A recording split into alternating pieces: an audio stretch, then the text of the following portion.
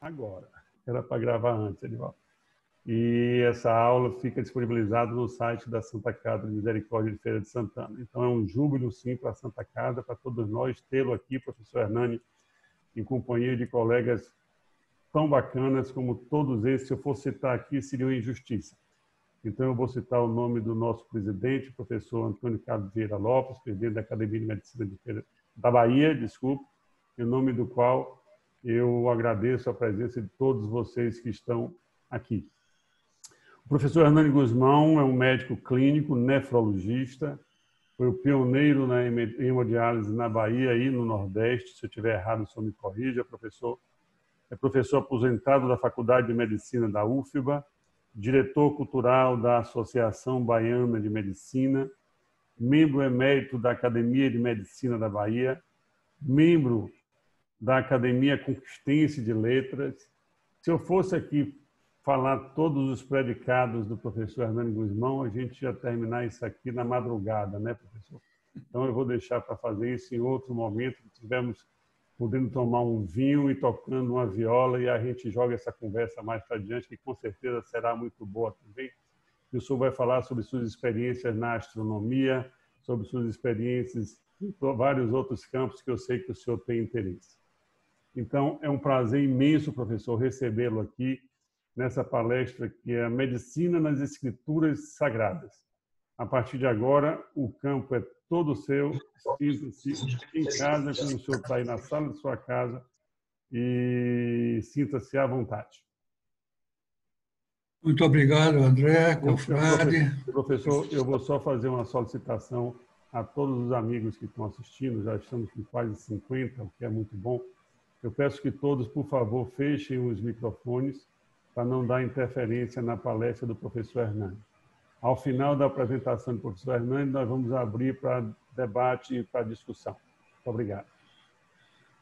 Muito obrigado, confrade André, professor Edivaldo, e a todos os colegas e amigos e parentes que estão sendo assistidos nesse momento. Um abraço especial à professora Eliane Azevedo, que eu sei que foi quem indicou essa palestra, e eu estarei sempre à disposição da Santa Casa, como tem o Estado aqui em Salvador, de outras entidades, né? O Instituto Feminino da Bahia, o Instituto Baiano de História da Medicina, a própria faculdade, onde ainda presto o serviço desta aula na disciplina História da Medicina, de sorte que para mim é um prazer muito grande estar aqui. E eu vou dizer a vocês algumas coisas que muitas das pessoas sabem e outras vão ficar sabendo, vão ficar até surpresos, sobre medicina nas Escrituras Sagradas. Isto porque as páginas do Antigo e do Novo Testamento descrevem a saga do gênero humano desde o seu início no Jardim do Éden até a sua destruição e renovação no cataclisma do Apocalipse, como sabem, é o último livro da Bíblia. Ao longo dessa trajetória de milênios, muitos episódios revelam com relativa clareza, ou total clareza, atitudes e manifestações diversas de natureza médica, abordando diagnósticos e terapêuticas as mais variadas, cujo leque oscila desde simples lances de medicina caseira, ainda hoje cultuados, como o protagonizado pela mulher de Ló, mulher de Jó, derramando água sobre a sua cabeça para aplacar-lhe a febre, até curas fantásticas, emblemáticas, bordejando a categoria dos milagres e outros acontecimentos transcendentais, como a propiciada por Jesus ao curar um leproso, para as quais curas nem a moderna e contemporânea ciência hipocrática encontra uma adequada explicação, e para muitos, ou mesmo uma coerente aceitação.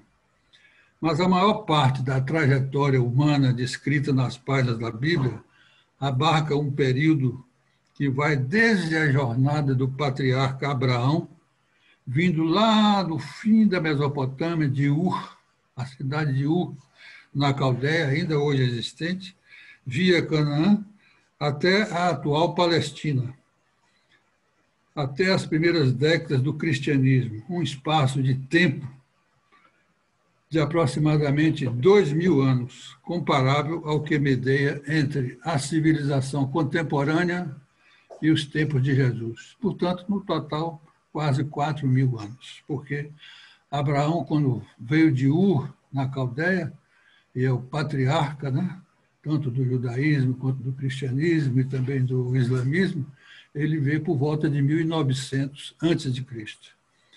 A primeira manobra, na verdade, em estilo médico-terapêutico, médico-cirúrgico, descrita nas Escrituras, está no livro inicial do Pentateuco judeu, o Gênesis, cujos versículos 21 e 22 dizem claramente que o Senhor Deus fez cair um sono pesado sobre Adão, e este adormeceu. E tomou uma das suas costelas, cerrou a carne em seu lugar, e da costela que o Senhor Deus tomou do homem, formou uma mulher. Isso está aí figurado nesse excelente quadro de Veronese, Nasce Eva. A descrição, evidentemente, é de um ato cirúrgico, uma exérese de uma costela, como se o divino médico procedesse a uma exérese costal para, do osso e da carne retirados, formar uma mulher. Relato evidentemente místico, um tanto quanto sobrenatural, vazado, porém, tática operatória, ou uma descrição cirúrgica, onde não faltou nem mesmo o adormecimento prévio de Adão, como faria hoje qualquer anestesista. Está aí o nosso colega Altamirano, que é anestesista, sabe muito bem disso. É ainda o Gênesis que nos suscita o primeiro caso conhecido de embriaguez.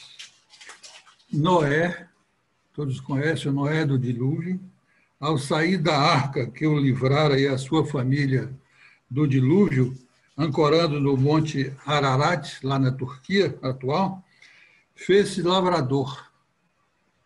Descobriu a videira. Foi o primeiro vinicultor, o cultor de uvas. Ele bebeu tanto certa feita que foi encontrado nu pelo seu próprio filho Cão, um dos seus 3 filhos. Ao que parece, todavia, a embriaguez de Noé foi uma atitude relativamente isolada, desde que o patriarca viveu ainda longos 350 anos, o que seria de todo inadmissível para um alcoólatra quanto mais. Mesmo descontado a maneira peculiar de contar os anos de vida ao longo do Velho Testamento.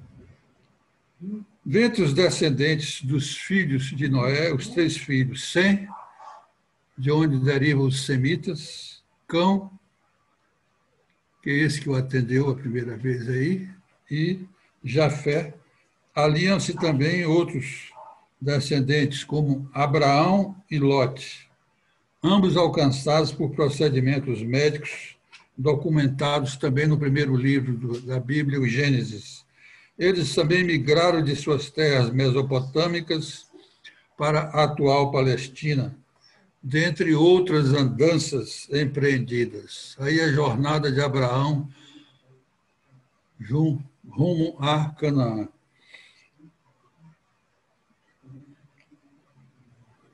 Abraão fixou-se inicialmente em Arã, uma cidade da Síria, ainda hoje conhecida essa cidade, e Lot dirigiu-se para Sodoma, nas campinas de Canaã. Foi mais ou menos por essa época que, cumprindo um dos itens da aliança com Deus, Abraão instituiu a primeira cirurgia bem caracterizada nos textos sagrados, a circuncisão. Gênesis 13. Abre aspas. Então tomou Abraão a seu filho Ismael, e a todos os nascidos na sua casa, e a todos os comprados por seu dinheiro, e circuncidou a carne do seu prepúcio. Fecha aspas. Abraão tinha então 90 anos quando foi circuncidado, e Ismael, seu filho primeiro, apenas 13. Seu segundo filho, Isaque, foi circuncidado no novo ritual que preside até hoje, aos 8 dias de nascido, como Jesus, muitos séculos depois, costume ainda prevalente entre judeus e muçulmanos.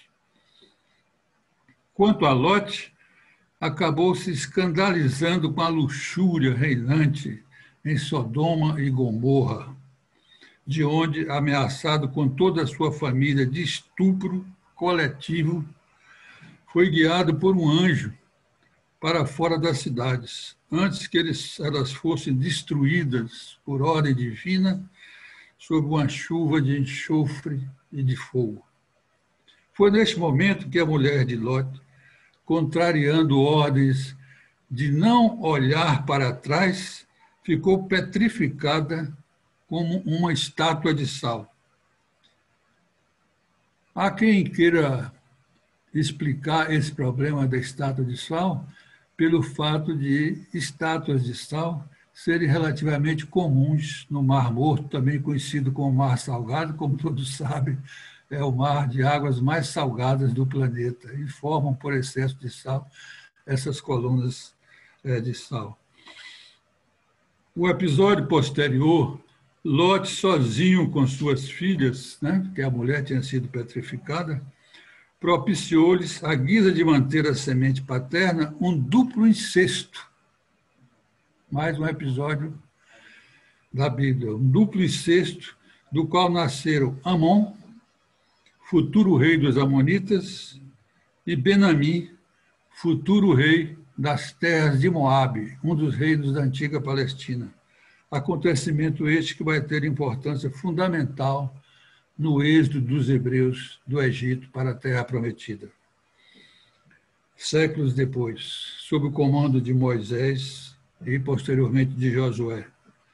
Esses incestos, arquitetados pelas filhas de Lote, combinam com a embriaguez do pai, por elas próprias induzidas com esta finalidade. A perversão havia chegado a um nível de bestialidade em Sodoma e Gomorra, daí a sua destruição por ordem divina e a captura através do tempo da expressão sodomia, para anatemizar através dos tempos certos transtornos sexuais. Daí vem a palavra sodomia. O parto gemelar, por outro lado, é referido na Bíblia desde os seus primórdios. Os netos de Abraão, patriarca Abraão, e Sara, sua mulher, via Isaque e Rebeca, seus filhos, eram gêmeos. Esaú, o que nasceu primeiro, e Jacó, que lhe seguiu, segurando-lhe o calcanhar, tentando ganhar a progenitura, que ficou, na verdade, com Esaú. Tanto Sara quanto Rebeca foram consideradas mulheres estéreis, até que Sara pariu, já em idade avançada, e Rebeca após 20 anos de casamento. Jacó, cujo nome foi depois mudado para Israel, num célebre luta com um anjo, é o patriarca de cujas duas esposas irmãs, Raquel, cantada naquele admirável soneto de Camões, e Lia, de respectivas concubinas, nasceram os futuros patriarcas das 12 tribos de Israel, as famosas 12 tribos de Israel. Raquel, a mais jovem, era a esposa preferida, mas durante algum tempo também mostrou-se estéril, ao contrário da irmã Lia, cujo ventre era fértil. Deu logo vários filhos, começando com Rúben. Foi por isso que quando Rúben, primogênito de Lia, encontrou sementes de mandrágora, planta tida na época não apenas como fertilizante, mas também como afrodisíaca, elas foram requisitadas pela irmã Alia, ou Raquel, em troca de uma noite com Jacó, porque as duas disputavam o amor do patriarca. Esta é certamente a única referência a um afrodisíaco na Bíblia, um velho precursor dos nossos conhecidos sildenafil e tadalafila. As leis que regiam o comportamento dos hebreus estavam em número acima de 600, estandardizadas no Deuteronômio, em Números, no Levítico e no Êxodo, os outros 4 livros do Pentateuco judeu. Elas têm uma inegável relação com aquelas outras oriundas do antigo código de Hammurabi, do rei Hammurabi da Babilônia, cuja organização civil se antecipou de alguns séculos à dos hebreus em Canaã. Mas a medicina babilônica já era bem estabelecida, sob o crivo dos sacerdotes desde os remotos 3.000 anos antes de Cristo, como também a medicina egípcia. Quando o patriarca Jacó morreu em terras egípcias, seu filho José, já era um protegido do faraó, providenciou o embalsamamento do corpo e o transporte de volta para a cidade de Hebrom, para o competente sepulcro na gruta de Macpela, que existe até hoje nas proximidades de Jerusalém. Nesta época, a medicina egípcia já dominava amplamente as técnicas de embalsamamento, como todos nós sabemos através do exame das múmias, né? Este é o Egito pré-mosaico, antes de Moisés. Quando o infante Moisés foi acomodado num cesto de papiro e colocado no rio Nilo, Êxodos 2:3, para fugir ao infanticídio dos hebreus decretado pelo faraó reinante, ele foi achado e colhido pela própria filha do monarca, a princesa egípcia, mas sob os olhos astutos e esquivos da irmã de Moisés, Miriam. Esta aconselhou a princesa a procurar uma ama de leite para amamentar o bebê, Moisés. E furtivamente lhe apresentou a Jocabed, que era a própria mãe de Moisés, coisa que a princesa desconhecia. Esta é a primeira ama de leite das Escrituras Sagradas e um testemunho remoto das vantagens da amamentação natural e do convívio mãe-filho, ventura que não tivera Raquel, a segunda esposa, ao morrer de parto no nascimento do seu segundo e último rebento, Benjamim, o mais novo dos 12 descendentes de Jacó. Mas isto é um testemunho longínquo da maternidade, da mortalidade materna na parturição. Há, posteriormente, um outro exemplo de tragédia materna quando, segundo nos conta Samuel, primeiro livro de Samuel, 4:22, a mulher do sacerdote Finéias teve um parto também precipitado ao tomar um súbito conhecimento da morte conjunta de seu cunhado Hofri e de seu sogro Eli. O episódio retrata o efeito maléfico de emoções muito fortes sobre a continuidade de uma gravidez sadia. Não é de se estranhar a prevalência de males os mais diversos na antiga Palestina, mesmo que já existissem alguns cuidados preventivos, a maioria dos quais, porém, mais votados a ritos de religião do que realmente a conceitos medicinais. Os judeus passavam por um banho ritual para se purificarem do contato com cadáveres, menstruação, partos, secreções noturnas. As noivas tomavam um banho especial antes das núpcias, mas a região era a tradicional rota comercial de passagem de caravanas.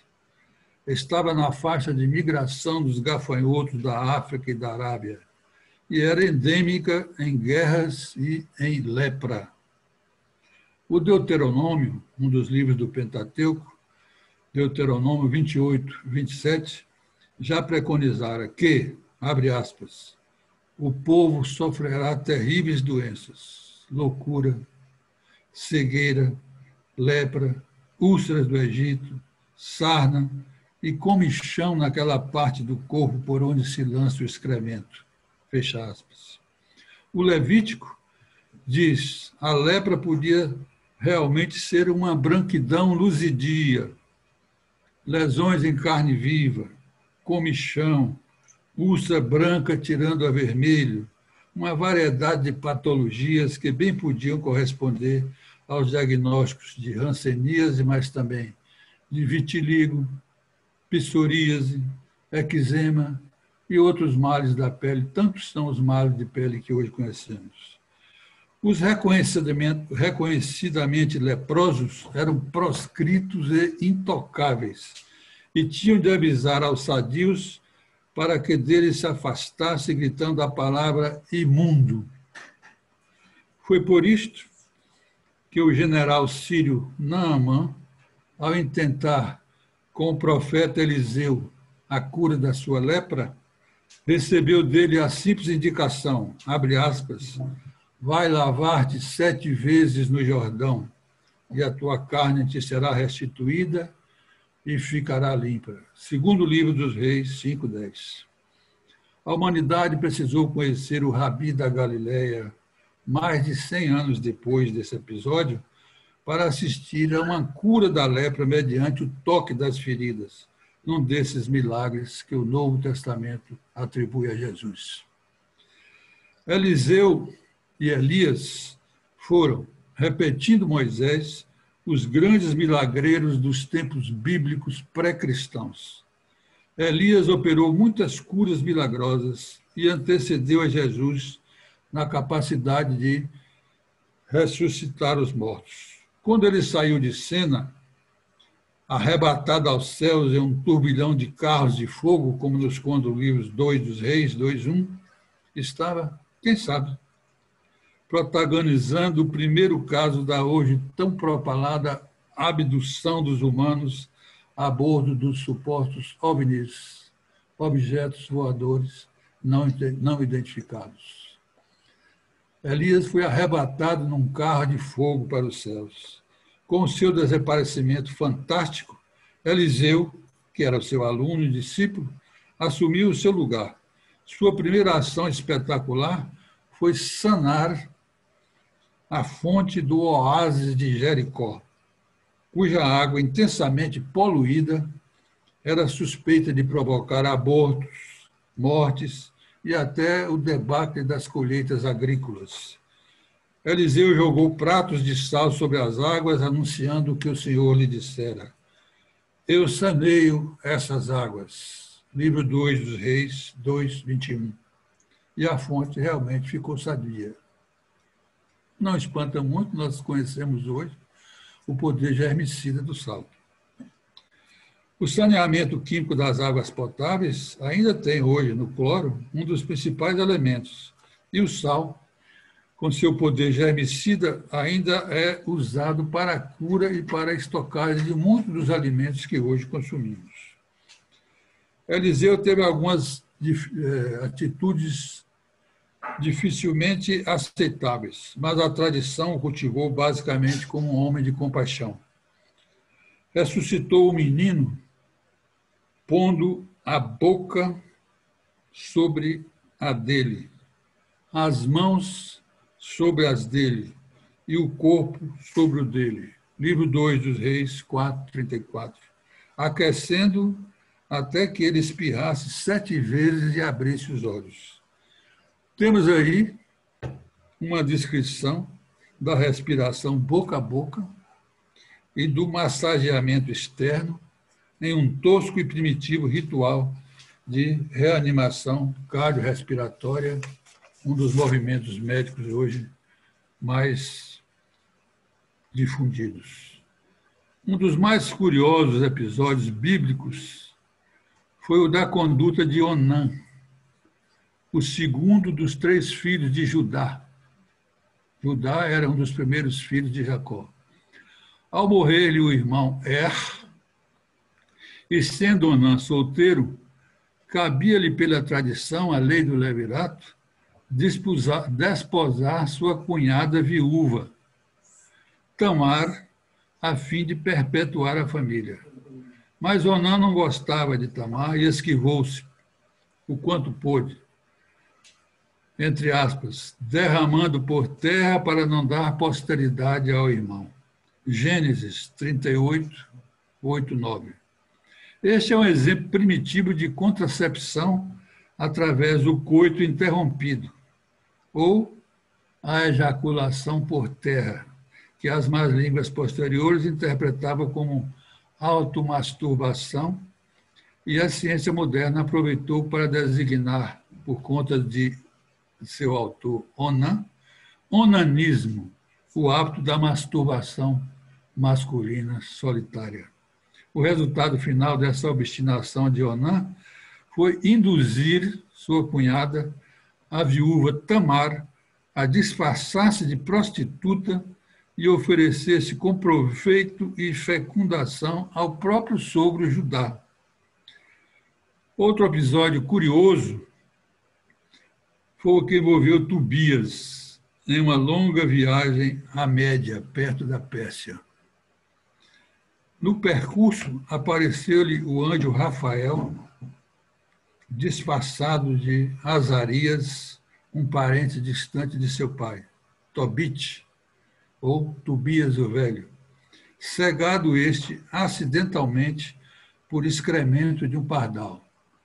Este episódio ocorreu quando o reino do norte, Israel, estava sendo invadido pelos assírios e o velho Tobias teve que se refugiar fora da cidade, dormindo vários dias debaixo das árvores da floresta, que eram ricas de pardal. O pardal é oriundo lá dessa área do Oriente, né? Basicamente da Antioquia, na Turquia, mas muito presente em todo o Oriente Médio. Então, consta na própria Bíblia que ele tinha ficado cego porque foi acidentalmente contaminado durante a noite por excrementos de pardal. O mais curioso é que, 2000 anos depois, nós sabemos que o pardal, hoje um pássaro presente praticamente em todos os países do mundo, inclusive muito aqui no Brasil, muito aqui na Grande Salvador, ele elimina nas suas fezes um protozoário chamado Toxoplasma gondii, que contamina as pessoas e é capaz de causar uma doença sistêmica severa, a toxoplasmose. E quando cai no olho, é capaz de causar um tipo de uveíte, uma inflamação das camadas do olho, que pode levar a uma cegueira temporária ou definitiva. É curioso que isso esteja lá no livro de Tobias, né? Que não consta em todas as Bíblias, mas é um dos livros bíblicos, né? A cegueira de Tobit contaminado pelas fezes do pardal, pássaros domésticos. O companheiro de jornada fez com que Tobias, o novo filho, pescasse um grande peixe no rio Tigre e lhe extraísse a vesícula, o fígado e o coração. E no seu regresso, Tobias, o filho, curou a cegueira do pai com um macerado de vesícula biliar, incinerando o coração e o fígado do peixe. Tobias também exorcizou um demônio persa de nome Asmodeu, que havia ceifado sucessivamente a vida de 7 maridos de uma senhora chamada Sara, uma amiga de Azarias, em plenas noites de núpcias. Casou-se com ela ainda virgem, apesar dos 7 prévios matrimônios. O tema do exorcismo, da expulsão de demônios, voltará às páginas da Bíblia com inusitada frequência nos caminhos peregrinos do Nazareno taumaturgo, desde a sinagoga de Cafarnaum, às margens do lago de Genezaré, até as montanhas da Judéia. Quando se findou a epopeia de Tobias, o falso Azarias, seu companheiro de viagem, fez o disfarce e se apresentou como anjo Rafael, cuja etimologia do nome vem a significar literalmente Deus cura. Além de Rafael e Miguel, outros anjos como Gabriel e Uriel são personagens celestiais presentes nos cânones e nos apócrifos e na liturgia judaica. Eles têm o poder de anunciações milagrosas, governo e parada do sol, além de aparecerem em papiros mágicos, amuletos, sortilégios e lápides antigas. No tempo dos juízes, época que antecede a monarquia em Israel e Judá, houve um herói israelita, também juiz, que, a despeito dos grandes feitos relatados em seu nome e dos sofrimentos que passou ao ser traído pelas mulheres que amou, veio a ser, todavia, um exemplo requintado de sadismo. Este foi Sansão, um nazireu, confesso, crente, devoto do Deus de Moisés, em detrimento dos ídolos e dos deuses cananeus. Apesar de sua atraente personalidade nacionalista e monoteísta, Sansão era surpreendentemente perverso e leviano, com enorme fraqueza por mulheres mundanas. Dalila foi o seu grande amor e também a tragédia do seu fim. Antes, porém, de morrer, no desabamento do templo de Dagon, que Sansão provocou, Sansão houvera cometido atrocidades diversas, como o assassínio brutal de 30 inocentes e a destruição das lavouras dos filisteus, seus inimigos, ao soltar nada menos que 300 raposas com tochas acesas nas caudas ao longo dos pomares e searas filisteias. Teria sido Sansão um sociopata? Uma personalidade antissocial, tal qual hoje compreendemos um dos muitos transtornos de personalidade conhecidos? O certo é que, com a morte de Sansão, se extingue o período épico dos heróicos juízes de Israel. Melhor, certamente, que Sansão, e mais comedido nos seus atos, foi Davi, que de um simples pastor de ovelhas e tocador de harpa, passando também por escudeiro do primeiro rei de Israel, o rei Saul, primeiro monarca dos hebreus, chegou a rei da monarquia unida de Israel e Judá, que ele próprio concretizou. Davi celebrizou-se como paradigma da luta dos fracos contra os fortes, ao derrotar o gigante filisteu, Golias, armado unicamente com uma funda e tendo uma simples pedra como munição. É dele também a instituição da musicoterapia. Sendo um hábil tocador de harpa, foi convocado à graça do rei Saul, seu chefe, que, ao ouvir os acordes maviosos repetidamente feitos, curou-se da sua depressão e passou a sentir grande afeição por Davi. Samuel, livro 1, 16, 4.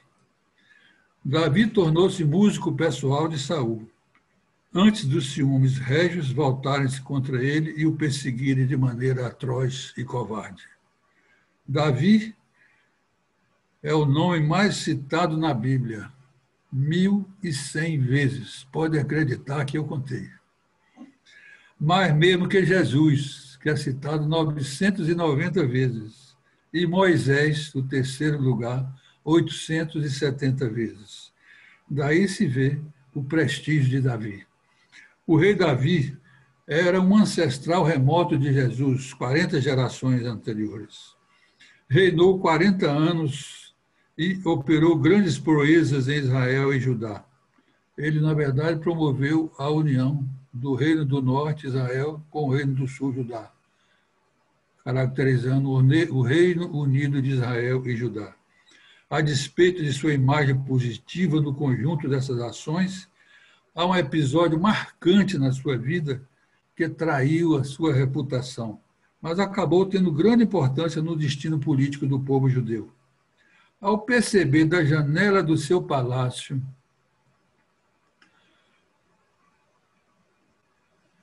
o banho de Betsabé, a vistosa esposa do general Urias, aqui retratada no pincel mágico do grande artista Rembrandt. O general Urias, seu esposo, um dos 30 do corpo de elite do exército de Davi, fê-la vir à sua presença e o adultério se consumou. Foi um caso típico de voyeurismo, tal como hoje entendemos a espreita da nudez alheia. Davi apaixonou-se por Betsabé. Despachou Urias para as mais perigosas frentes de batalha em Rabá de Gileade. Eu já contei esse episódio aqui no condomínio que eu moro, que se chama Condomínio de Gileade. A leste do Jordão, hoje Amã, capital da moderna Jordânia, onde o general realmente morreu na frente de batalha. E daí para frente, Davi teve com Betsabé uma vida normal. Após uma paternidade inicialmente frustrada, um filho que viria a ser o rei Salomão, famoso como promotor da justiça e com capítulos próprios na Bíblia, como os cantares do rei Salomão. Era um poeta, com certeza. Salomão passou à posteridade, todavia, como paradigma da justiça e construtor do primeiro templo de Jerusalém, que era um velho desejo de todos os judeus. Salomão, por outro lado, se admitida a veracidade do que está escrito, foi um caso típico de ninfomania. Eis que eles são atribuídas nada menos que 700 esposas, está lá na Bíblia, e 300 concubinas, incluída aí a fogosa rainha de Sabá, que veio lá da Etiópia para visitar Salomão e trazer-lhes presentes. Por essa última prenda, a rainha de Sabá e a sua descendência, até hoje, os soberanos da Etiópia se denominam leões de Judá. Outro caso típico de voyeurismo, espreita da nudez alheia, aconteceu quando os exilados de Judá se encontravam na Babilônia, após a queda da cidade de Davi, no tempo do rei Joaquim, sob o rei babilônico Nabucodonosor. Os atores foram 2 anciões, juízes, e a vítima foi Susana, uma rica e bela mulher. Excitados com a sua beleza, ao espreitá-la durante o banho, tendo sido, porém, rejeitados por ela, tramaram acusá-la de adultério, o que lhe valeria, nos termos da lei de Moisés, morte por apedrejamento. Salvou-a, contudo, desse destino um jovem de nome Daniel, que testemunhou a seu favor e assim antecipava a sua carreira gloriosa de profeta junto aos reis da Babilônia. Exerceu cargos importantes na administração da Babilônia. Daniel teve grande reputação entre seu povo e comia na mesa do rei da Babilônia. Chegou a influir fortemente na dieta real, como vegetariano que era, tendo abolido a carne, então considerada já desde aquela época a principal fonte de transtornos alimentares. Entre os exilados, aconteceu também um interessante episódio com o sacerdote Ezequiel, um dos primeiros a seguir para a Babilônia. Profeta por mais de 20 anos, tem um livro na Bíblia, o livro de Ezequiel, passou 7 anos mudo, recuperando, porém, a fala subespontaneamente, quando, na segunda invasão de Nabucodonosor, Jerusalém e o templo foram destruídos. Isso por volta do ano de 573 a.C. Isso é o que nos conta o livro de Ezequiel 33, 32. Ele permaneceu, quando mudo, 390 dias deitado sobre o lado esquerdo do corpo, outros 40 sobre o lado direito, em decúbito lateral direito, comendo apenas pão de cevada assado com excrementos de boi. O relato ilustra um caso único de coprofagia, um transtorno alimentar, na Bíblia, mudez reversível, e também o possível efeito benéfico dos decúbitos laterais, conquanto para a mudez eles jamais tenham sido preconizados, embora sirvam para outras patologias até hoje. Há um funesto caso de ambidestria, capacidade de manejar bem, igualmente, os dois braços, no Velho Testamento. O rei Eglon de Moabe, uma das glebas inicialmente destinadas por Moisés à tribo de Ruben, quando da divisão inicial da Terra Prometida, invadiu Israel, transpondo o rio Jordão, com a cumplicidade de Amon, e apoderou-se de Jericó e cidades vizinhas.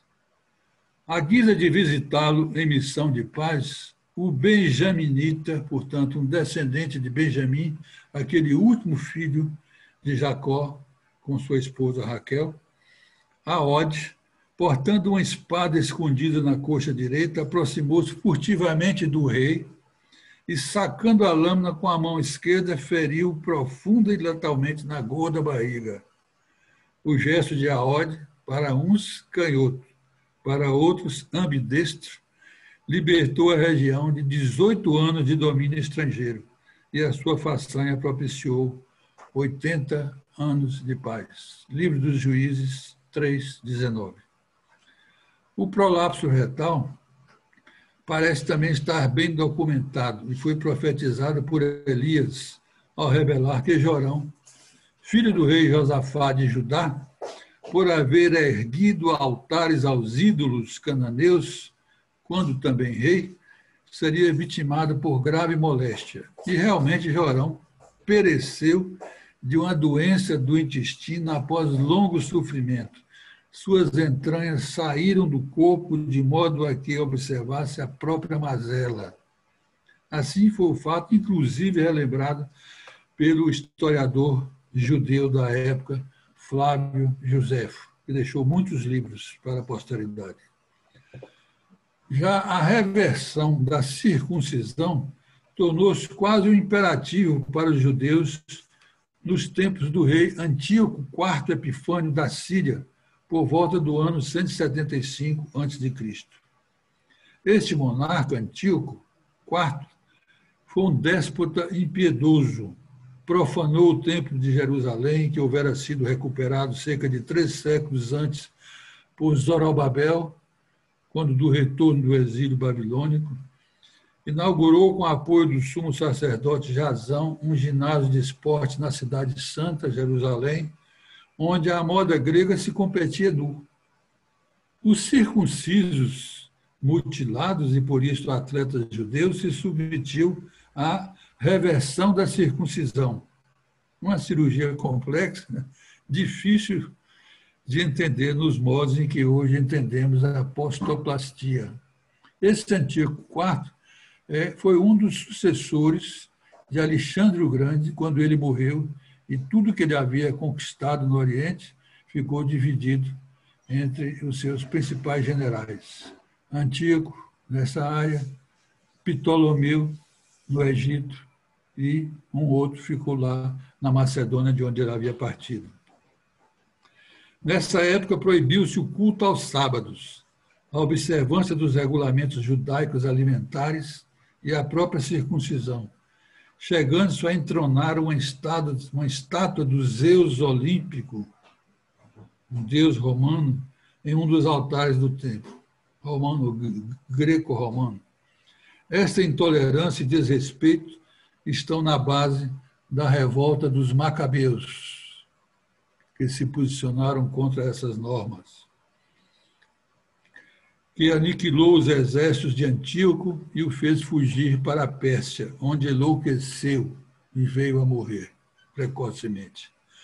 Os macabeus mantiveram, que eram descendentes dos levitas, de Levi, mantiveram a independência de sua pátria até a chegada dos romanos, que instituíram na Judéia na Galileia e outras províncias romanizadas, monarquias vassalas do poder de Roma. Era o Império Romano se formando. E assim chegamos ao Idumeu Herodes, o Grande, chamado 73 a.C. a 4 a.C. Foi durante a gestão de Herodes, na Palestina e na Judéia, que nasceu Jesus. Herodes, ele próprio, em que pese sua capacidade de grande administrador, ele reconstruiu o Templo de Jerusalém, construiu várias cidades na Palestina, mas ele foi também um sádico, uma personalidade psicopática, ambicioso e cruel, além de decretar o massacre das crianças judias por receio do surgimento do Messias judaico, profetizado há muito tempo, suscitou a fuga de José e Maria com Jesus, menino, para o Egito. Executou barbaramente os próprios filhos que queriam sucedê-lo precocemente.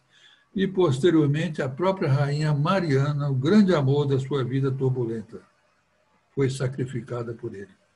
Após esses desmandos infames, remoeu-se nos tormentos de um tardio remorso e entregou-se sem retorno a um alcoolismo violento, vindo a falecer com precária saúde aos 70 anos de idade. Estamos agora nos novos tempos, que nas Escrituras Sagradas correspondem aos acontecimentos relatados no Novo Testamento. A grande figura envolvida em curas milagrosas e exorcismos espetaculares nos evangelhos é certamente Jesus, o Nazareno, o Rabi da Galileia, que, embora seja assim referido e venerado, nasceu nos arredores da modesta cidade de Belém, a verdadeira cidade de Davi, que hoje é quase um subúrbio de Jerusalém. Cumpriu-se assim a profecia de Miqueias, abre aspas, e tu, Belém de Efrata, tu que és pequenino entre os milhares de Judá, mas de ti é que me há de sair aquele que haverá de reinar em Israel. Fecha aspas, Miqueias 5, 2. Ao que parece, o endemoniamento, a possessão demoníaca, era uma psicopatologia muito comum antes, durante e mesmo após o curto período de 3 décadas em que Cristo viveu. Havia exorcistas ambulantes e vários deles se aproveitaram da fama de Jesus para invocar-se o poder de expulsar demônios. Em pelo menos uma oportunidade, o suposto dom tornou-se familiar, precariamente figurado nos 7 filhos de Siseva, um sumo sacerdote judeu, que era contemporâneo do apóstolo Paulo em Éfeso. Esses 7 exorcistas não se deram bem no seu mistério, tendo sofrido reações violentas a ponto de serem postos afora, desnudos e feridos, segundo nos conta o próprio Paulo nos Atos dos Apóstolos, Atos 19, 16. É muito provável que, embora os endemoniados, entre aspas, entre os endemoniados houvesse alguns loucos varridos de fato, a maioria deles fosse realmente afetada de transes psicológicos mais ou menos graves, mas reversíveis. Tal era a situação desfavorável em que sobreviviam os judeus nas difíceis condições enfrentadas pelos pobres e desvalidos em todo o vale do Rio Jordão e suas adjacências. Havia fome, endemias de peste, pragas de ratos e gafanhotos, guerras praticamente intermináveis, pressões religiosas severas, tudo conjurando para uma sensação de insegurança do cidadão comum. Dos exorcizados por Jesus, porém, pelo menos 2, significativamente 2 mulheres, eram pessoas de posse. e que acabaram seguindo Joana, amiga da corte de Herodes Antipas, um sucessor e filho de Herodes o Grande, o monarca então reinante na Judéia, e Madalena, Maria de Magdala, que acompanhou o mestre desde a sua cura milagrosa às margens do mar da Galileia. Ao que parece, Madalena vivia um tormento causado por problemas familiares, entremeados com remorso da tolerância a deuses e ídolos pagãos. E teria sido possuída por 7 demônios, dos quais a livrou Jesus. Mas o exercício mais prodigioso foi o que Jesus operou sobre um possuído de demônio por uma legião de demônios, transferindo-os para uma vara de porcos em Gadara, fazendo com que os animais, agora eles endemoniados, precipitassem-se no abismo das águas, de um precipício para dentro das águas. Alguns dos apóstolos de Jesus também foram exorcistas, e esse dom teria sido conferido por Jesus aos seus seguidores. Um deles, Pedro, ao que parece o mais prestigioso de todos, chegou a ser abordado por um falso exorcista, Simão, o mago, para que, mediante suborno em dinheiro, lhe transferisse Pedro as graças do Espírito Santo, o dom de expulsar demônios. Pedro, evidentemente, condenou a proposta de Simão, mas o episódio engendrou o termo simonia, para designar os desvios de conduta de autoridades religiosas e eclesiásticas, que nós vamos assistir ao longo dos tempos da religião, da difusão da religião e das sucessões de Pedro, dos papas, através dos tempos. Os exorcismos são uma parcela significativa dos cerca de 50 milagres, eu contei, narrados nos evangelhos, especialmente nos evangelhos de Mateus, Marcos e Lucas. Os ditos milagres podem ser classificados em 4 categorias: exorcismos, que é a expulsão dos demônios; curas de enfermidades, as mais diversas, principalmente a lepra; ressurreição de mortos e transformações da natureza, entendendo-se essas transformações como, por exemplo, a transformação de água em vinho nas bodas de Caná, a multiplicação dos pães e peixes no Sermão da Montanha e o aplacamento de uma tempestade no lago de Genezaré, Marcos 4,40. Quanto ao aspecto específico das curas milagrosas, há elementos novos na forma como Jesus as operou: o diálogo e o toque. Algo tão familiar aos bons médicos que ouvem seus pacientes e conhecem a magia do toque terapêutico. Jesus toca e deixa-se tocar.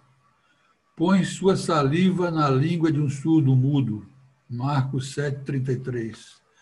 Faz um emplastre de cuspe e terra e o aplica como unguento nos olhos de um cego, João 9,6. Toca as feridas de um leproso e o limpa das chagas, Marcos 1,4, 10, 44. Quando indiretamente advertido pelos escribas e fariseus por acompanhar-se, comer e beber com os publicanos, que eram os cobradores de impostos, né, sobre os judeus, e pecadores também, respondeu-lhes, abre aspas, os sãos não têm necessidade de médico, senão os que estão enfermos, porque eu não vim a chamar justos, senão os pecadores. Marcos 2,17. E assim se fez o seu carisma, enquanto Jesus rodeava toda a Galileia, ensinando nas suas sinagogas, curando toda a casta de doenças. Correu sua fama por toda a Síria e lhe trouxeram todos os que se achavam enfermos, possuídos de vários achaques e dores, e os possessos, e os lunáticos, e os paralíticos, e os curou. E uma grande multidão de povo o foi seguindo da Galileia, de Decápolis, de Jerusalém, da Judéia em geral, e de além Jordão. Os seguidores de Jesus levaram adiante na Palestina, na Ásia e na Europa a saga da sua terapia. Curioso é que, de todos os múltiplos personagens envolvidos em curas, das mais simples às mais sofisticadas, das mais críveis às mais místicas e imponderáveis, em toda a Bíblia, somente um era realmente médico: Lucas, autor do quarto evangelho e de outras passagens canônicas e consagrado através dos tempos como padroeiro dos médicos. Aliás, ele foi autor do terceiro evangelho, não do quarto. Ele não conheceu Jesus. Chegou à Palestina pouco após a sua crucifixão. Aliou-se a Saulo de Tarso, um convertido na rota para Damasco, após a sua consequente cegueira temporária de que foi vitimado e também curado por um dos apóstolos de Jesus. Lucas foi chamado por Paulo na Epístola aos Colossenses o muito amado médico, Colossenses 4,14. As escrituras sagradas da tradição judaico-cristã, o Velho e o Novo Testamento, a Bíblia, como a denominam os cristãos, aos livros da revelação de Deus através dos escritos de seus profetas, são um testemunho eloquente de uma época equivalente a milhares de anos. Segundo os teólogos e religiosos fundamentalistas, este período abarca quase 6.000 anos, desde o nascimento de Adão. Sabemos hoje, porém, que o surgimento do primeiro Homo sapiens na face da Terra data de aproximadamente 100.000 anos, o que não invalida a observação dos fenômenos médicos e paramédicos observados ao longo dos seus quase 70 textos bíblicos. Não cabe aqui, numa observação como essas, avaliar ou discutir a veracidade das curas efetuadas pelos profetas, apóstolos e pelo próprio Jesus. Tomamos-las como parte do que está narrado, interpretando também o livro sagrado como um importante repositório de nossa história comum. Em tudo o que se vê, em tudo o que se narra, há sempre uma chance de magnificação ou de minimização da verdade, especialmente quando, como é o caso frequentemente, o verdadeiro narrador não foi protagonista daquilo que foi contado. Este é seguramente o caso dos evangelistas, embora não seja o das epístolas do Novo Testamento escritas por São Paulo. O problema da autoria campeia a dúvida Bíblia adentro. De qualquer maneira, as escrituras sagradas estão semeadas de atos médicos, alguns de ocorrência perfeitamente admissíveis, outros bordejando a transcendência dos ditos milagres. Esta variedade de ações médicas está, contudo, até hoje, bafejada por julgamentos, os mais frios, racionais ou os mais apaixonados e delirantes. Não for assim, as vidas dos santos, mesmo os mais recentemente canonizados, não estariam cumulados de fatos e curas fantásticas. A cada dia, mês ou ano, tem-se notícia de algo supostamente miraculoso, incomum, invadindo a nossa tendente incredulidade. E a abdução de seres humanos pelos extraterrestres, conquanto jamais realmente documentada verdadeiramente, sem dúvida, assim os objetos voadores não identificados, os OVNIs, continuam em sua excentricidade, vez por outra nos recordando aquele magnífico carro de fogo tirado por briosos e ígneos corcéis, que, à vista do profeta Eliseu, arrebatou Elias para o reino dos céus. Não é preciso crer. É suficiente contemplar a beleza dos milagres. Não será a própria medicina atual algo tão belo e monumental como um milagre do engenho e da civilização humana? Não é possível compreender e praticar a medicina sem essa aura de bem-aventurança que a reveste em todas as épocas, das mais remotas até as mais presentes. A água que se despeja sobre a cabeça de Jó para aplacar-lhe a febre é a mesma com que os médicos de todos os recantos do mundo contemporâneo embebem o algodão hidrófilo ou umedecem as toalhas febrífugas nos ambulatórios, nos hospitais e até no aconchego morno dos lares. A mão e a voz que curam os possessos são as mesmas que apacentam os insanos delírios do desespero, da síndrome do pânico, da insegurança que assola a nossa contemporaneidade. Mas ainda numa época como essa de pandemia. E também é assim com os mudos, por não aceitarem ouvir, com os cegos, por não aceitarem enxergar, e com os paralíticos histéricos, pobres padecentes dominados por uma culpa subconsciente, até que uma palavra de fé e confiança os liberte desta opressão, entre aspas, demoníaca. A medicina, a mais nobre de todas as profissões, não seria ela mesma se um halo de sacralidade e desprendimento não envolvesse cada um dos seus atos, desde épocas imemoriais. E assim haverá de ser através dos tempos, passados, presentes e futuros. Muito obrigado a todos.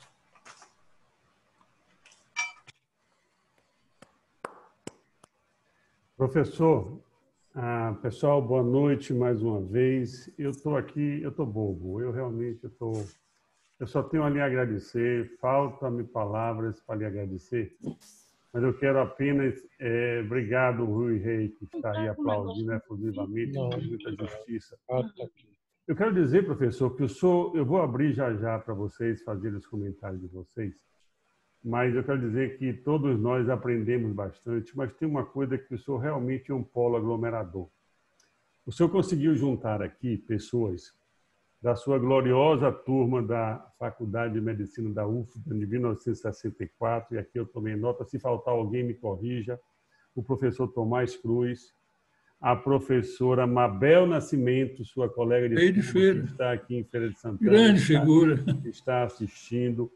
O professor Altamirando Santana e outros que com certeza devem estar aí. O senhor conseguiu juntar pessoas da Academia de Medicina da Bahia, capitaneado aqui pelo nosso presidente, o confrade Antônio Carlos Vieira Lopes, pela nossa confreira emérita, fundadora da Academia de Medicina de Feira de Santana, confreira emérita da Academia de Medicina da Bahia, ex-reitora da Universidade Federal da Bahia, a professora Eliane, minha querida professora Eliane Elisa de Souza e Azevedo. O senhor conseguiu juntar aqui pessoas da minha querida turma da Escola Baiana de Medicina de 1986, que é a turma intermediária, e aqui estou eu. Está o Antônio Carlos Pinto de Almeida Filho, meu irmão, meu querido irmão, que formamos juntos. Aqui está a Tereza Cristina, grande teca, está a Idália, turma de 86, e o senhor também conseguiu juntar a turma jovem. Está aí o doutor Rui Reis Santana, um brilhante colega recém-chegado em Feira de Santana, o doutor Edival Gomes, outro brilhante colega, a doutora Ruth Rios, o doutor Leonardo Rios. Então, o senhor conseguiu fazer uma coisa que nós nunca conseguimos aqui, juntar diversas gerações, isso deixa vários Que outros... bom, André. Eu fico muito feliz com isso. E me deixa assim, além da quantidade, a qualidade de todos vocês que nos prestigiam e prestigiam o professor Hernani. Agradeço demais, fiz inúmeras anotações aqui, aprendi demais, mas vou deixar o microfone aberto para os... Obrigado, Rui. Obrigado, professor Altamirando. Obrigado, professor Ederval, que está aí de máscara, de gorro, mas está presente, assistindo, professor Enádio, Emília, a turma toda. E eu fiquei muitíssimo feliz, agradeço demais, de coração a todos vocês, e muito feliz de ver o professor a Tomás Cruz, que há muito tempo que eu não via. Isso é muito bacana, isso é muito bacana. Rui Reis já levantou o dedinho aí. Já vi ali. Rui. Você, como mais novo representante da turma jovem em Feira de Santana, por favor, sinta-se à vontade. Rui tem interesse especial sobre espiritualidade na medicina. Então, Rui, por favor, fique à vontade para se manifestar. Quem quiser se manifestar, por favor, sinaliza levantando o dedinho ou manda uma mensagem pelo chat. Só um minuto. Eu vou ser breve, porque eu sei que muita gente vai querer comentar. Rui. Professor, eu estou encantado. Obrigado, Rui. Que síntese genial, que percepção fantástica, ainda mais sabendo que o senhor não usou os recursos modernos de contagem de palavras atual, de pesquisa de Google. O senhor fez uma pesquisa de ponta a ponta. Isso é uma obra de arte.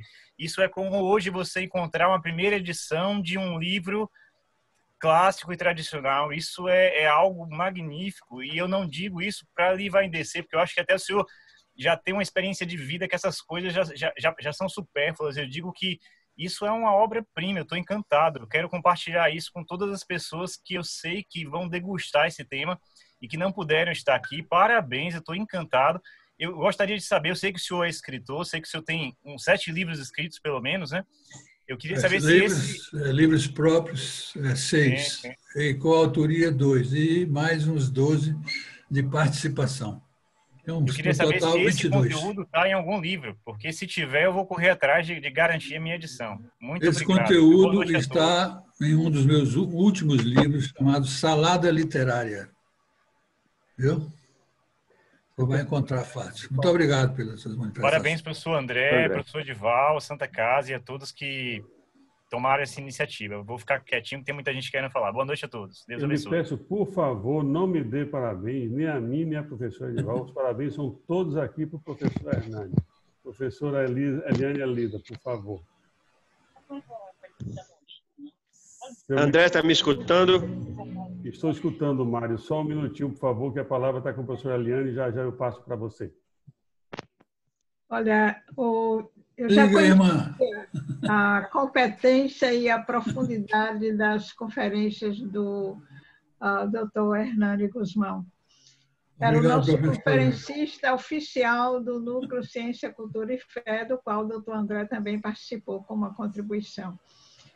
Eu viajei 4.000 anos através desse relato bíblico, pensando aqui e ali os fatos relacionados à medicina. Eu concordo com o colega de que realmente não foi pesquisa de Google, eu conheço o doutor. Não, foi dentro da Bíblia mesmo. Absolutamente autêntica, e o surpreendente é que a vida do doutor Hernani, eu já tive a oportunidade de dizer isso, nunca tem nenhum lance de monotonia, porque o tempo todo ele está mergulhado e produzindo conferências. No Núcleo Ciência, Cultura e Fé, ele era a nossa reserva. Quando acontecia alguma coisa com o conferencista, eu recorria ao doutor Hernani, ele me diz assim, olha, eu tenho pronto conferência tal, escolha. Então, quer dizer, a capacidade de pesquisar, de sintetizar conhecimentos de uma didática suave, leve, que a gente vai acompanhando, seguindo todo o pensamento dele e aprendendo. Quer dizer, obrigado, professor.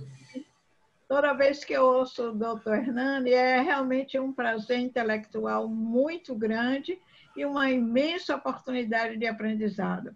Muito obrigada mais uma vez. Sou eu quem agradece, a benevolência de suas palavras. Muito obrigado, professora. Obrigado, professora. Eu estou escrevendo aqui. Eu peço ao confrade Mário Sérgio que espere um minutinho, por favor. O professor Altamirano vai falar já, mas eu queria ter o prazer de ouvir o professor Tomás Cruz, que parece que se manifestou para dar algumas palavras. Professor Tomás, por favor, e muito obrigado. Grande Tom. Hernani, nós que fomos durante algum tempo colegas de turma, amigos íntimos, tivemos a oportunidade de nos conhecermos bem. Eu sempre fiquei encantado com as suas palestras e continuo admirando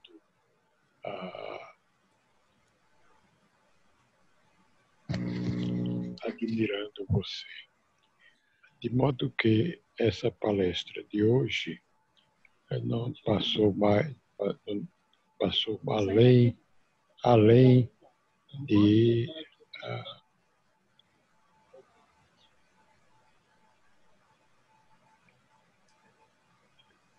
eu acho que essa palestra de hoje foi, como sempre, extraordinária. Obrigado, Tom. Da bondade do velho amigo. São 60 anos de amizade. Isso. Um grande abraço, portanto, viu? Obrigado, Tom. Um abraço, Malu aí. Professor Tomás Coelho, muito obrigado pela sua participação. Professor Altamirano, já vamos ouvir agora o professor Mário Sérgio Bacelar, que é acadêmico, confrade da Academia de Medicina em Feira de Santana. Mário Sérgio. Parabéns, Hernani. Obrigado. Muito obrigado, Maria Luísa. Mário Sérgio. Malu. Acho que não. Professor Altamirano, por favor. Seu microfone está fechado, professor Altamirano. Sim, agora abriu. Grande, essa noite é uma noite gloriosa para a nossa turma. Ouvi Hernani, ouvi Tomás, veio Tomás falar. E Hernani é uma figura dessa assim, foi o orador da nossa turma.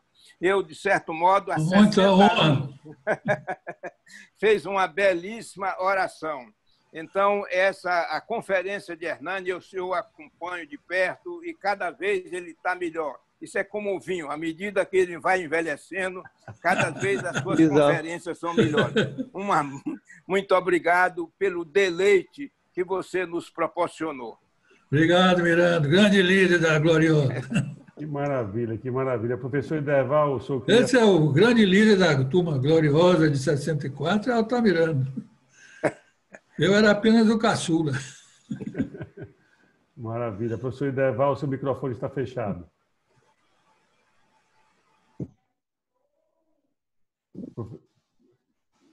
Alô? Agora sim. Oi. Oi, Tenório. Meu querido Hernani Guzmão, nosso guru.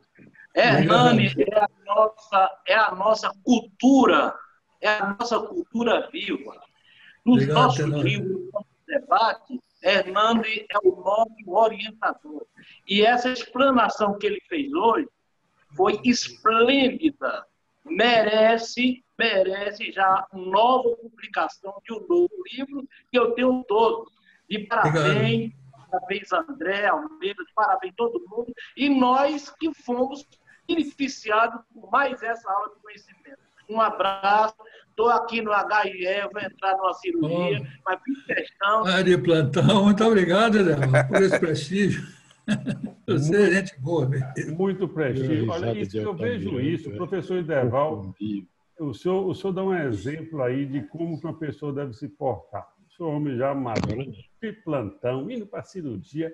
Vamos estar com máscara cirúrgica aí. Não perdeu a oportunidade de pegar seu iPhone e de prestigiar. A grande figura, Ideval Tenório. Todo mundo em pé, batendo palma para o senhor. Isso muito aí. Obrigado e meus parabéns.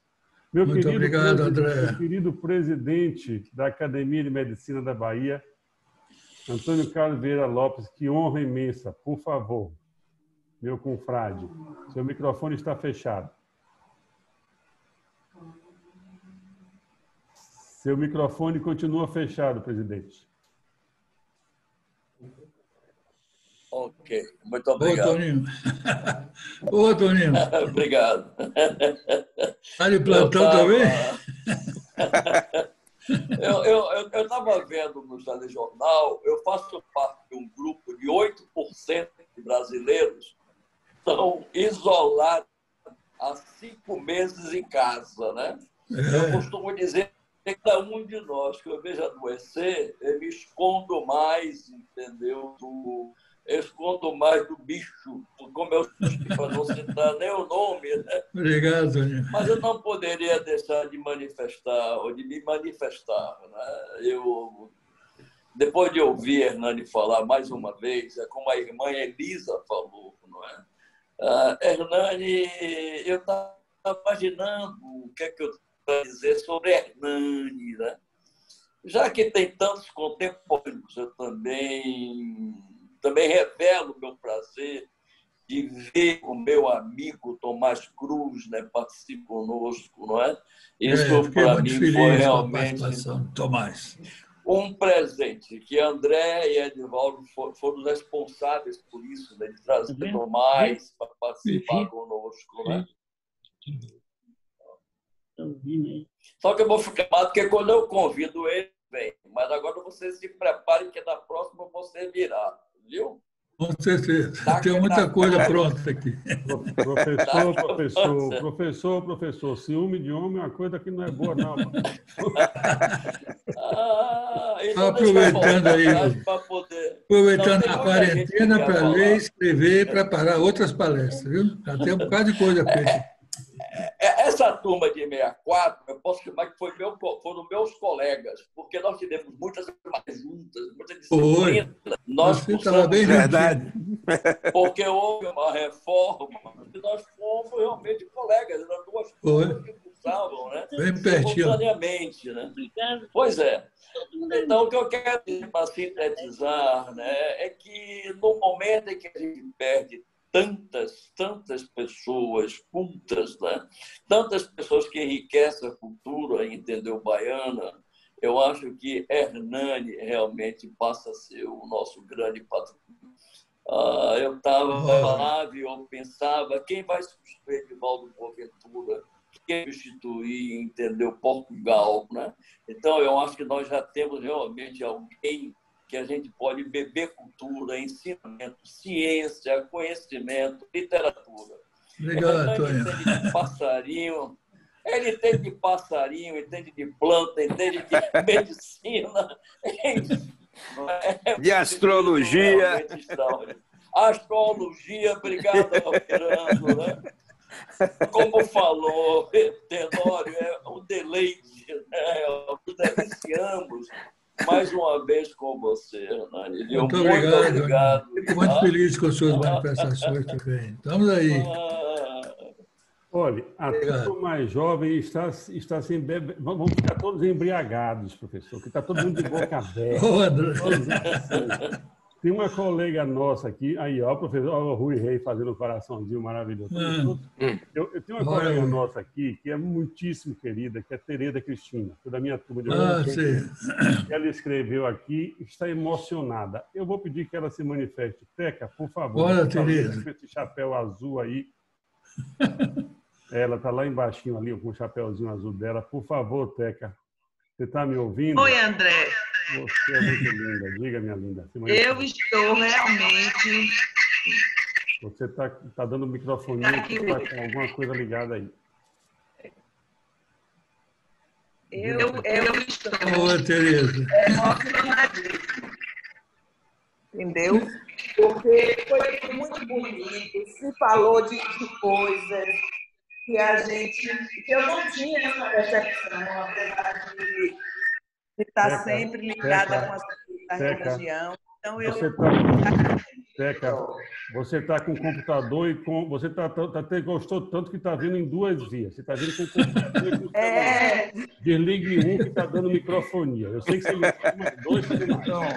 Vamos lá, Tereza. É um prazer ouvi-la.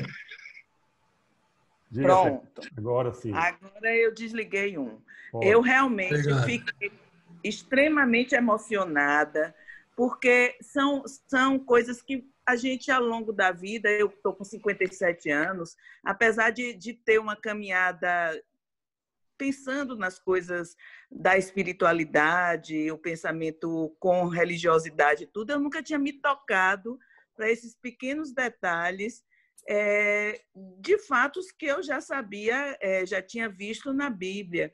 Então, assim, e visto vocês juntos, nessa turma de 64, eu nasci em 63, faz me lembrar que a turma da gente também vai ser assim quando chegar daqui a algum tempo.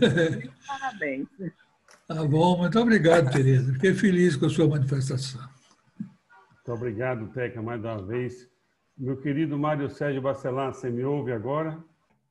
Estou escutando, você está me ouvindo? Muito bem, fique à vontade, Mário, por favor. Mário é confrade, cardiologista, confrade da Academia de Medicina de Feira de Santana. Academia de Feira. Muito querido. Boa noite, colegas, boa noite, amigos. André, eu queria apenas me associar, rapaz, ao brilhantismo, parabenizar o colega Hernani pelo brilhantismo da sua palestra. Nós que somos médicos e somos também religiosos, ouvir essa dissertação assim tão preciosa, tão profunda, realmente nos encheu assim de uma espiritualidade mais sedimentada até. Eu acho que hoje eu enriqueci muito, eu cresci muito na fé com a sua explanação, viu, nosso colega Hernani, viu? Obrigado. E, André, eu quero parabenizá-lo, inclusive, e a Academia de Medicina, por ter escolhido Hernani para essa palestra tão brilhante, entendeu? Eu me sinto muito feliz e quero agradecer, André, mais uma vez a você, porque tem realmente, assim, tem trazido para a feira, para os colegas de feira e também para os colegas do Estado, palestras e uma série de aulas de muita profundidade com pessoas que realmente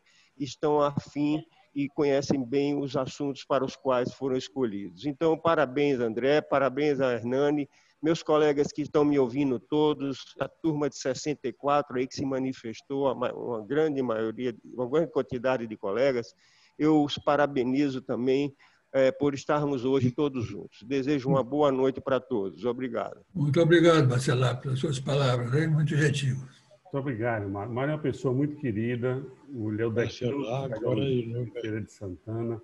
Ele faz parte da Academia de Medicina de Feira de Santana, conforme eu disse, é muito espiritualizado, muito ligado com a atividade da igreja. Obrigado, Mário, por sua atividade. Eu queria ouvir, por favor, a palavra de professora Mabel Nascimento, que foi da turma... Mabel! Também, né? Seu microfone está fechado, professora Mabel. Olá, Mabel. Oi, é um prazer muito grande ouvir Hernani.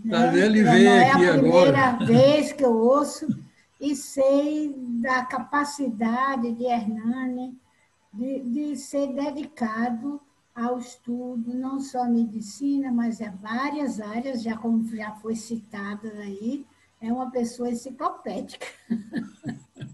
Que se dedica, vive para estudar. Então, eu fiquei muito feliz de ter essa oportunidade de mais uma vez ouvi-lo. Um abraço. E eu muito feliz de lhe ver mais uma vez, assim, tão de perto. Muito obrigado. Obrigada a todos, né? Também André, por ter trazido Hernani para a feira. Eu fico também muito feliz com isso. Muito obrigada. Obrigado, professora Mabel.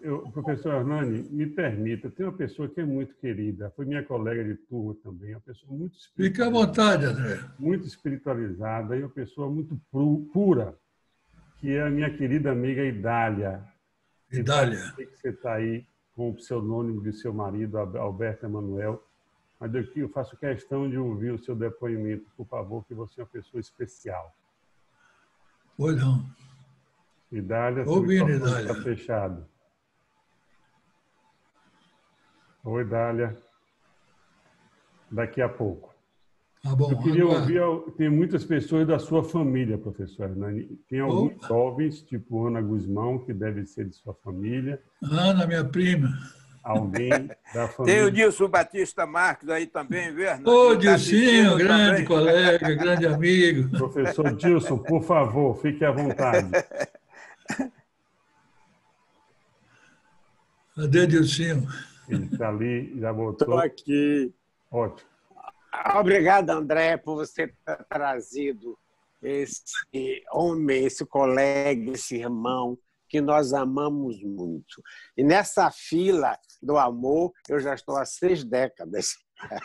De maneira que dizer da cultura de André, eu, por exemplo, leio da cultura de Hernani, eu leio com muita atenção Hernani, desde o discurso que ele foi na nossa formatura, é realmente uma obra de arte. Ele sabe falar, em cada palavra ele diz tudo.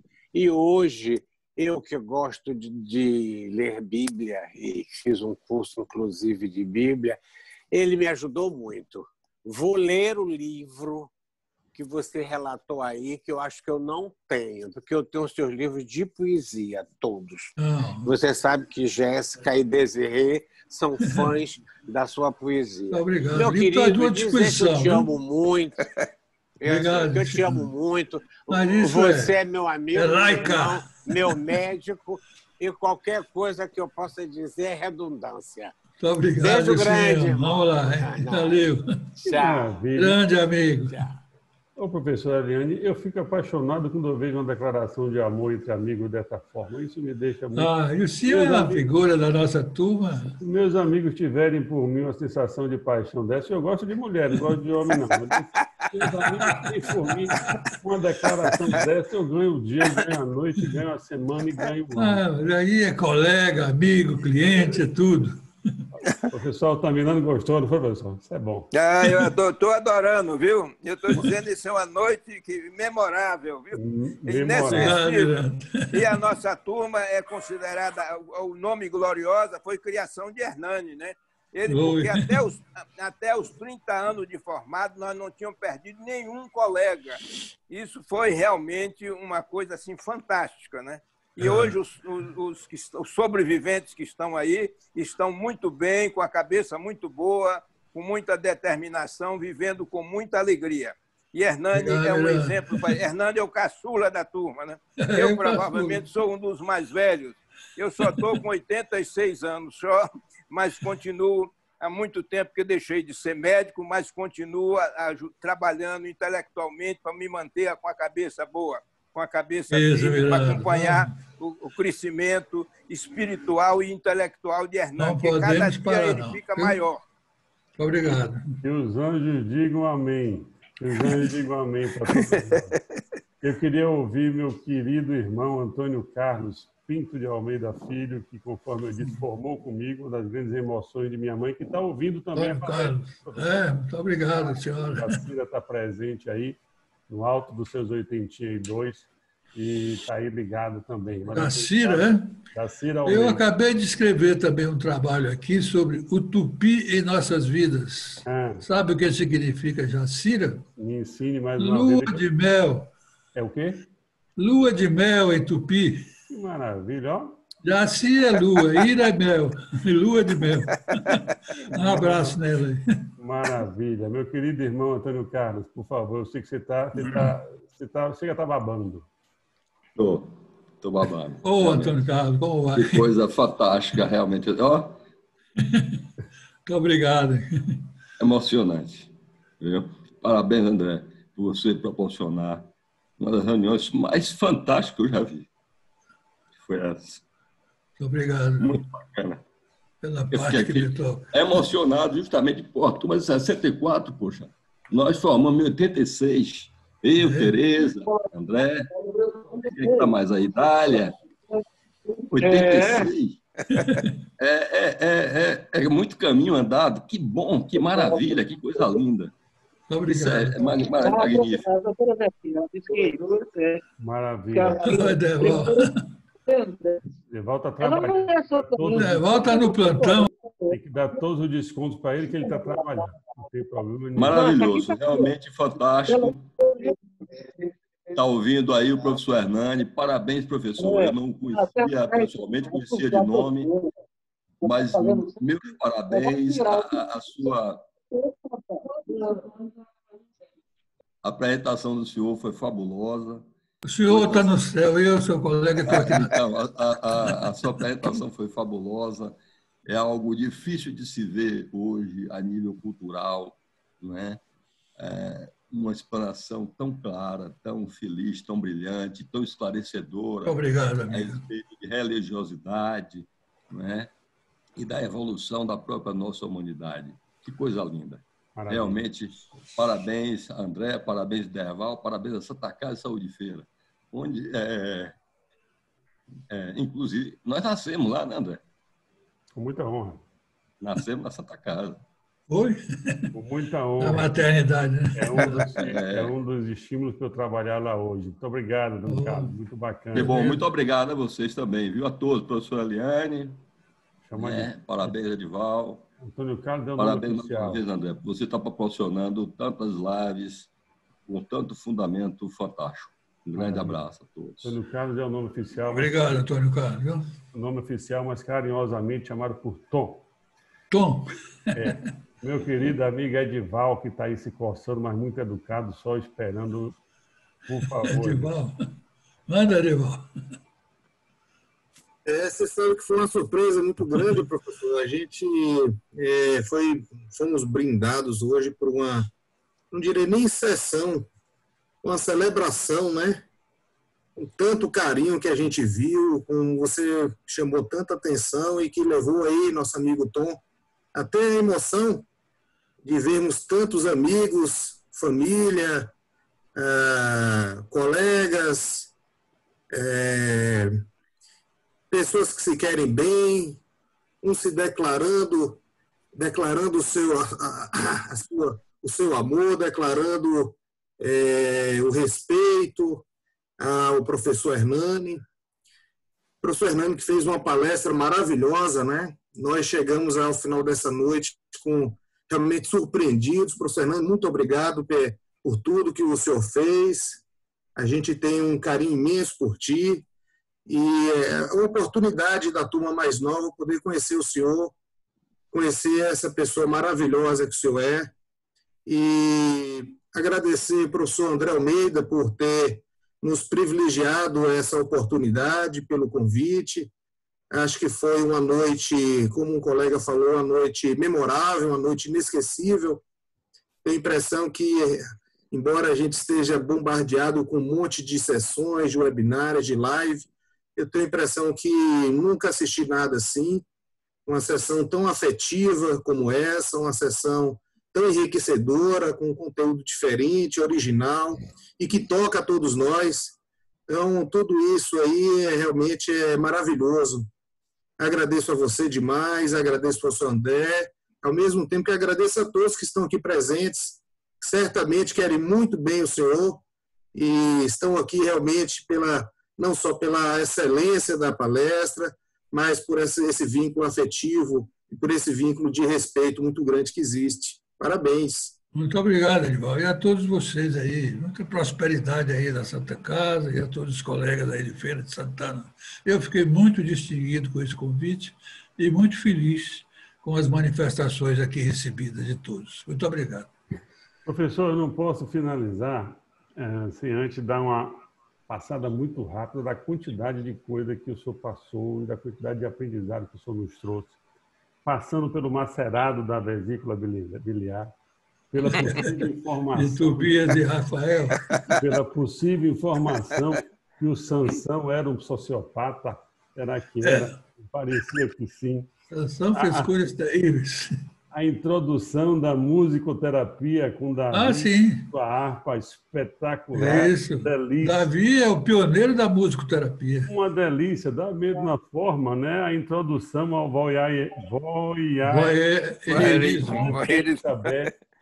com Beto Sabé, espetacular. No Isso. seu banho. Foi assim que começou o namoro de Davi. Então, a sua configuração da medicina das escrituras sagradas foi uma delícia e caminhou aí com o início com a poligamia, com Salomão e suas 700 esposas e 300 concubinas que foram contadas, fora as outras. Isso é o que está escrito lá na Bíblia, né? Era muito comum esses casamentos, esses concubinatos com os reinos vizinhos e tal. Isso era um problema político. Então, fantástico. Se hoje os especialistas, amigos, os colegas fantásticos que estão aí na frente de batalha dessa pandemia da Covid preconizam o uso da pronação, a mudança da posição como um dos benefícios no tratamento da Covid. O senhor já trouxe aqui os benefícios do decúbito lateral. Os decúbitos lateral, com Ezequiel, há muito tempo. Com Ezequiel, lá atrás, uma delícia. O grande profeta. Né? a ação do AOD com a sua possível ambidestria. Ambidestria. Espada no rei Eglon, deliciei-me com isso também. A história do prolapso retal, a descrição na Bíblia, a reversão da circuncisão, você imagina? Era vergonha, porque já não era fácil, Edival. A reversão chega a doer aqui. Imagina. Deve ter sido. Era isso. Só fazendo uma rápida revisão, o Herodes e o alcoolismo, que hoje é uma doença terrível. Terrível. É um dos exemplos clássicos de alcoolismo severo. Herodes o Grande. Então, um amigo querido internado. Apesar de ter vivido 70 anos, ele cometeu atrocidades terríveis, né? Matou 2 filhos, matou o grande amor da sua vida, a esposa Mariana, e tudo isso até... Provavelmente arrependido se entregou ao óbito. Exatamente. Um grande amigo, filho de um grande amigo, 25 anos, internado na UTI com abstinência, com a síndrome da abstinência devido ao alcoolismo. Terrível, eu já vi muito isso. Coisa horrorosa. O senhor trouxe aqui essa história de Herodes. Já no Novo Testamento, os endemoniados, né, associado aos traumas, aos transes psicológicos, de vários deles. Muito grandes. E uma coisa linda que o senhor trouxe. Uma coisa linda. Eu acho que isso aí precisa passar para os mais jovens. O poder da anamnese e o poder do toque da medicina. Toque terapêutico, isso, com certeza. Da fala e o toque terapêutico. Isso tem que ser o padrão de todo bom médico. De todo médico. Todo. E o senhor trouxe o exemplo aqui de Nosso Senhor Jesus Cristo no poder do toque, toque, da fala. No momento em que a medicina está se tornando, infelizmente, fria às custas de muitos exames. O médico tem que ouvir, falar e tocar. A ausência da conversa, o tempo... Esse é o exemplo que nós temos dentro da própria Bíblia das curas. A falta da paciência do médico para ouvir. Muitas vezes o paciente só quer falar. E, além de falar, ser tocado com todo respeito, com todo cuidado, respeitando a individualidade de cada um, mas o paciente quer ser tocado com respeito. Com certeza. Quer ser ouvido. Faz uma diferença muito grande o toque terapêutico. Total. Eu tenho experiência com isso. A maioria da doença está aqui. Na cabeça. Atenção, ouvir. Com certeza. Você vai resolver. Né? E a sua citação de Lucas, né? Que é o médico, o padroeiro dos médicos. Padroeiro, o bem amado. E as palavras de Jesus de que os sãos não precisam de médicos, que precisam de médicos são os doentes. Então, eu sou extremamente grato. Todos nós somos extremamente gratos. E eu quero dizer que essa palestra ficará gravada. Bom, André, boa noite. No site da Santa Casa, já vou passar agora. Quem está falando é Enávio? Não. É alguém no microfone. Não sei quem falou. Eu não ouvi. Idália. Oi, Dália, minha querida. Oi, Dália. Dália é uma pessoa diferenciadíssima. Dália mora no meu coração, casada com um grande amigo, um cardiologista, Alberto Emanuel. Alberto. Foi minha colega de turma, uma pessoa diferenciadíssima, como pessoa e como médica, espiritualizada. Muito obrigado, Dália. Fique à vontade para se manifestar, por favor. Poxa, boa noite. Eu estou um pouco afônica, mas... Boa noite, estou lhe ouvindo muito bem. Não poderia deixar de manifestar essa profunda admiração que eu tenho pelo professor Hernani. Doutor Hernani sempre foi muito admirado desde a época da minha residência lá no Sol das Clínicas. Opa. E uma paixão muito grande. Naquele momento eu senti e continuo sentindo. Acho que o senhor, pelo fato de estar distante, não presenciou essa emoção muito assim de perto. Mas eu sempre admirei muito o senhor por obrigado, Daniel.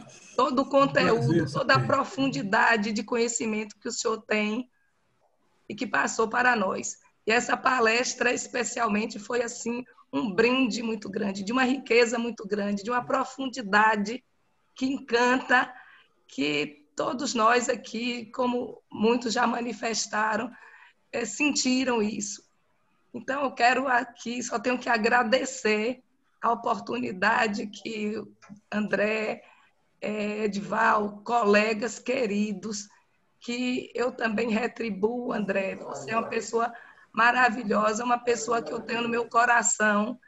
E eu estou até emocionada também, feito Tom, para falar, porque me tocou muito essa palestra.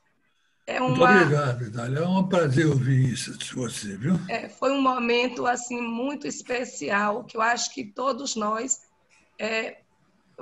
podemos voltar às nossas origens, aos nossos antepassados mais remotos, há milênios antes de Cristo, e sentir que nós somos criaturas de uma divindade maior e que nós aqui só temos que tentar alimentar esse espírito dentro de nós e tentar fazer da nossa prática essa prática de amor, essa prática espiritual, essa prática de contemplação do melhor e do divino que tem dentro de nós.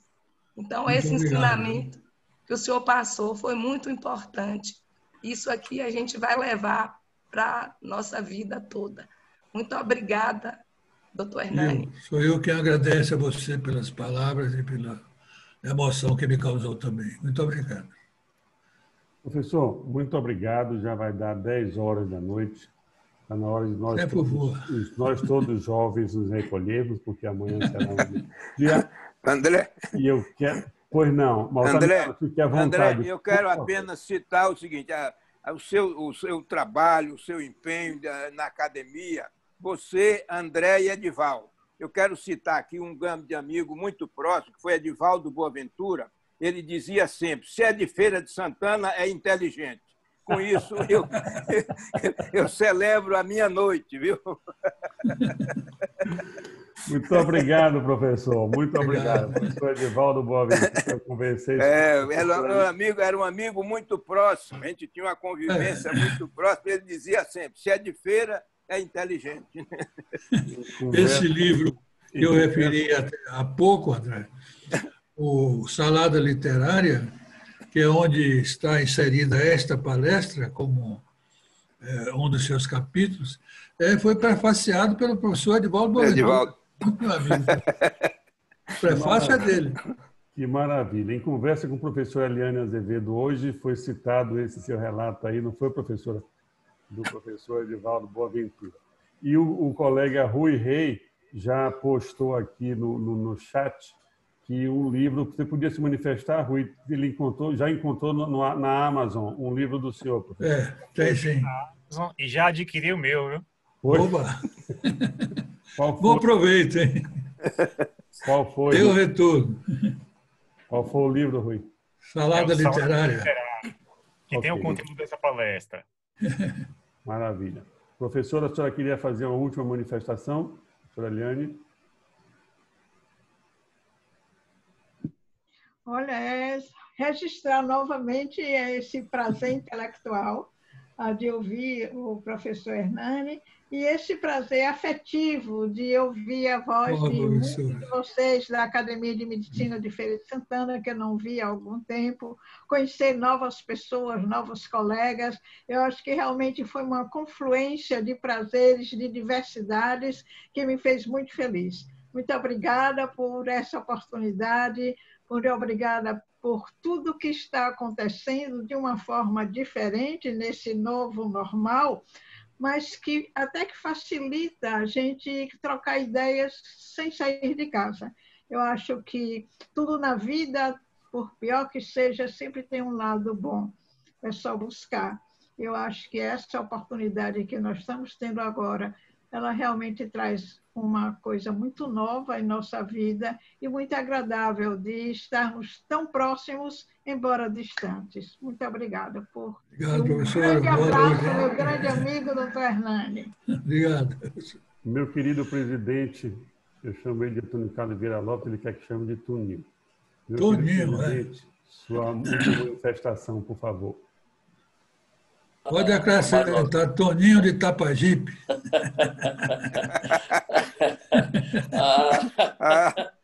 Não, eu tenho que explicar por que eu prefiro ser chamado de Toninho em lugar de Antônio Carlos. Antônio Carlos é um camarada velho, né? Toninho novo, que merece estar sempre Toninho, né? Toninho é gente jovem, é menino, ele tem que ser Toninho por isso, né?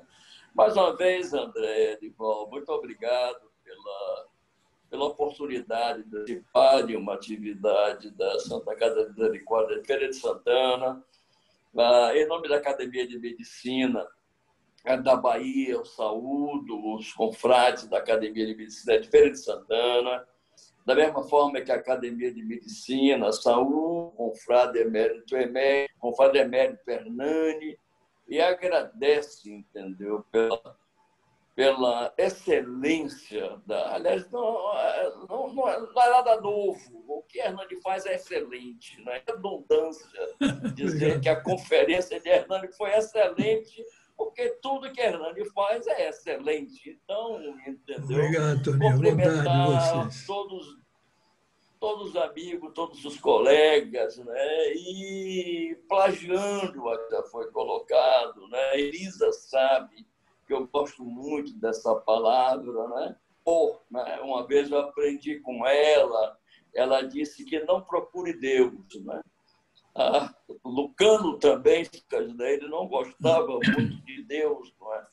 Ele se conflitava inicialmente com Deus. Então, irmã Elisa falou que eu não procure Deus, né? Deus está no amor, Deus é amor, né? Então, com essas palavras, eu me despeço e agradeço a Nani e a todos que participaram dessa noite memorável. Muito obrigado. Obrigado, Toninho, também, pela parte que me toca. Em nome da Santa Casa, professor Edivaldo quer fazer o último comentário. Seu microfone está fechado, professor.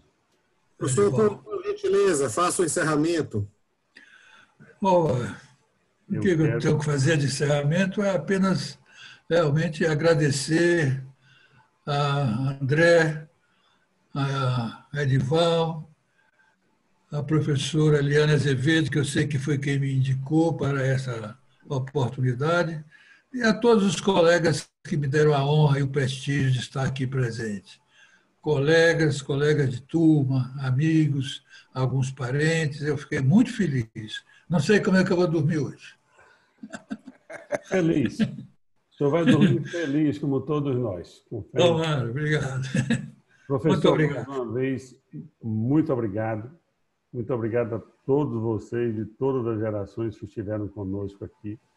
Deixei para o final aqui a simonia, nesse momento que nós estamos vivendo, esse desvio de condutas das autoridades políticas e das autoridades religiosas, e particularmente no momento atual, não só no país, no nosso país, como no mundo todo, que eles se espertem. E essa simonia não pode, já vem lá antes de Cristo. Com certeza. Não vai terminar nunca, mas nossa função é atenuar. A nossa função é fiscalizar. E a nossa função é denunciar. Porque eles têm medo da denúncia. E nós, como pessoas... Com certeza. A simonia é algo antigo, está vendo que desde os tempos bíblicos a simonia é condenada. E até hoje a gente assiste a isso. Mas os caras lavadas continuam praticando-a. E cabe a nós estar atentos denunciando. Então, com certeza, André. Que lhe agradecer por demais. E fique certo que não é apenas o senhor que vai dormir feliz hoje, não. Eu estou aqui em êxtase. Eu não sei se eu vou conseguir dormir, porque a adrenalina vai ter que baixar. Então, talvez eu tome um copo de vinho. Pois é, a minha também, meu caso é esse. Vou tomar um copinho de vinho, uma taça de vinho para relaxar, comemorar e dizer que essa brilhante apresentação está gravada, mais uma vez, a partir de sexta-feira, no site da Santa Casa. Faça bom proveito, pode usar à vontade. À disposição. Não tem direitos autorais, pode usar à vontade. Muito obrigado. Obrigado, André. Beijo no coração de todos. E obrigado. Até a próxima, com fé em Deus. Até a próxima. Obrigado a todos. Boa noite. Obrigado.